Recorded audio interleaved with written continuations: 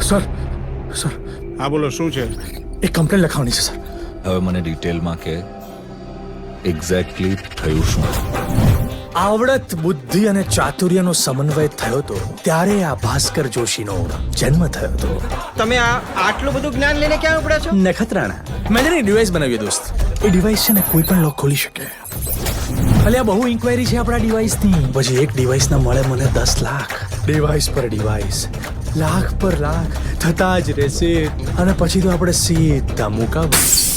City છોડીને highway પર પહોંચ્યા ત્યાં 2 ટાયરમાં પંચર. અને હું લિફ્ટ લઈને ગાડી બેસી ગયો. આવળ બાવળ પીપળ પાન ફઈએ પાડ્યું શાશ્વત નામ.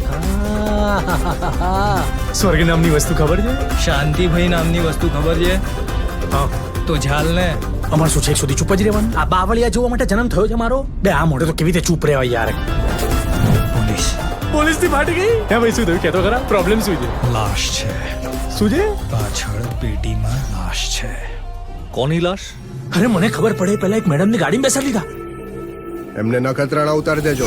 કાલ ઉઠીને કઈ ઉપર નીચે થયું તો અમારે ગોતવાનું કોને? ભાસ્કર જોશી બીટેક એન્જિનિયર ને. એટલે ગાડીમાં તમે 3 જણ હતા. તું, પેલી મેડમ અને પેલો ડ્રાઈવર. અને લાશ. ગાડીમાં કઈ સ્મેલ આવી રહી છે? હા મેડમ એકચ્યુઅલી પાછળ હા છે ને. મેડમ, પાછળ રસ્તા પર કૂતરાનું મળદું પડ્યું હતું. ધારો કે આપણે જે આ કચ્છ જઈ રહ્યા છીએ ને એ એક ફિલ્મ છે. હું એમાં હીરો, તમે હિરોઈન અને આ ડ્રાઈવર છે ને ડ્રાઈવર એ ડ્રાઈવર નહીં પણ વિલન છે. મારી સાથે રમત રમવા ગયો ને તો તારી ગેમ કરી કાઢીશ. તમારા હસબન્ડ તમને બહુ પ્રેમ કરતા હશે નહીં? He is the best.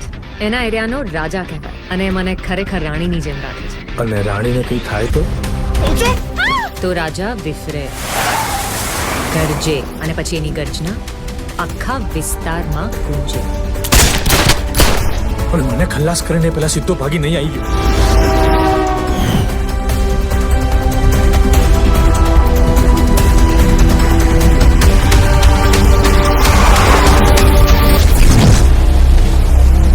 ઓ સ્ત્રી, ચાલો પછી જલ્દી કરજો નહીં તો મારે ડીડીએલ જેવું કરવું પડશે પછી.